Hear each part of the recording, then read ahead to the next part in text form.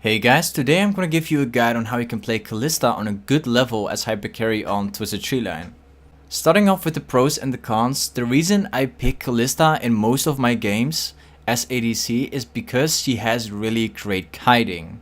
Now the good thing about great kiting is that if the enemy team picks something really immobile, for an example that would be Darius, you could easily kite down the Darius. And the only thing that Darius could maybe do on you is flashing on top of you, but you shouldn't be worried about that because you always have a support on your side. Now what I also like about the great kiting is that you can easily reposition yourself against those bruisers. So even if you mess up once, you can still jump backwards and then kite your way back up again. Now what I also like about Kalista is that you can save your support. Now how many times did you have games where your support just ran it down into the bush and then died to 3 people, right? Well, the good thing with Kalista is that you can save your support, and that's why I really like to play Kalista, because I have a lot of supports recently which have been making a lot of mistakes. So if I play Kalista, I can just press ult on them and they can save themselves. Another good thing that Kalista has is that she is a really strong early and mid game pick. Not is she only really strong in the early game, in the lane, you also have vision, which I'm going to talk about next, and you also have your ultimate which you can gank bot lane with. So if you see bot lane really low or you see an opportunity, you simply call out your support and you gank bot lane with your ultimate. Now next thing I'm talking about is the revision of Kalista. Now everyone knows obviously that on Twisted Treeline you don't have wards, you only have the trinket.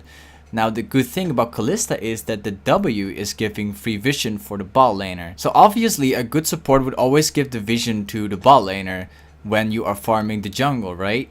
Well, you've got a lot of supports in low elo and also in high elo, even in challenger, where they don't even give vision. They will basically just follow you around, and the W will back you up with this. Your W is going to give you vision for the bot laner so that the bot laner can do his job there without being afraid to be ganked. That's why I really like Kalista, because if my support is really bad, I can still get vision for the bot laner. Now the last thing with Kalista is that she has really good chasing. What I mean with this specifically is that if the enemy team messes up where they get caught up, Kalista can chase down that person until that person is dead. Because Kalista has an ultimate with CC and really good kiting, she could press the ultimate and then kite you down until you're dead. That's really what got me win some games, because people make a lot of mistakes and then you follow them up and you kill them until they are dead. Now the cons about Kalista is that she's really skill dependent. She takes a lot of games to be played really well, so if you're going to play Kalista in ranked, please make sure you've at least played 10 or 20 games with her so you can get to know how to kite with her properly. Now she also is really awful against a lot of CC. An example of this would be Kalista really is bad against champions like Sejuani and Jax combined. That's only one of the examples. If she get caught up in CC once, she will die 100%. Maybe unless you have a support that will help her out, she can maybe survive and then turn around with kiting, but let's assume that's not the case. Now she also has a really bad late game. In comparison with another ADC, she has a really bad late game. Because her main damage is coming down from the E, she needs to stack up the E a lot in the late game. Another thing which I don't like about Kalista is that she has no burst and relies on support. Now if the support is really bad, then it's going to be hard to play Kalista, because if the support doesn't know what he's doing, it will be hard for you.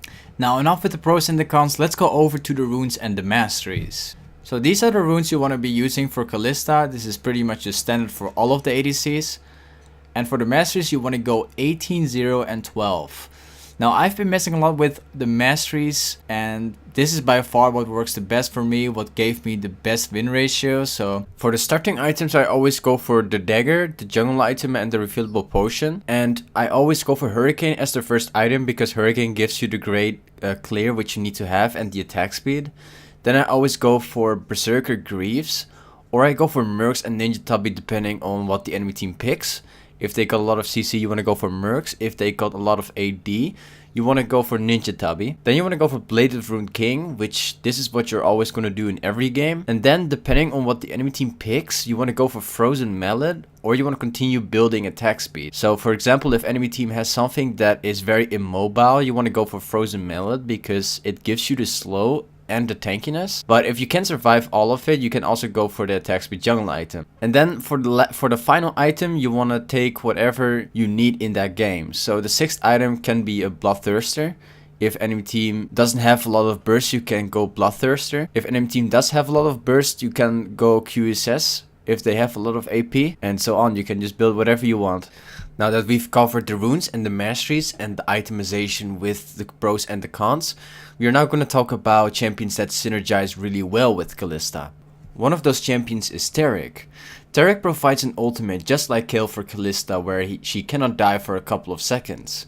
Now, Tarik also has a really great stun, and it has really good ganking potential on bot lane. But the thing I like the most about Tarik is that Tarik can provide the Ardent Sensor item for Kalista, which makes Kalista a much better pick than she already is. Another good champion is Lulu. Lulu is personally my most favorite pick with Kalista because she provides an ultimate which makes Kalista a lot tankier, and she also provides the Ardent Sensor with all of her shields.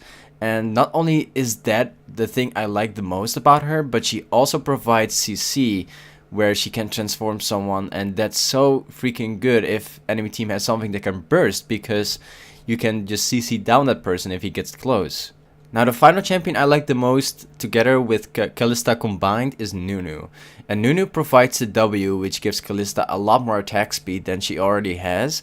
And Nunu has one of the greatest clearing speed together with champions as a support, which even if you suck at playing hypercarry, you can still play Nunu and you can just farm up your way and get really strong. If your enemy doesn't know how to respond to Nunu early game, you can just simply farm up and outfarm your enemy and then win that way. Also, Nunu counters Kalista, but I will be talking about this in the next video, how to counter Kalista. Anyways, guys, thank you a lot for watching this guide, man. I appreciate it. I'll see you guys within the next video. So thanks a lot. Make sure you subscribe, make sure you like, put a comment down. If you have your own opinions about something, then please let me know. And I will see you guys within the next video, man. Peace.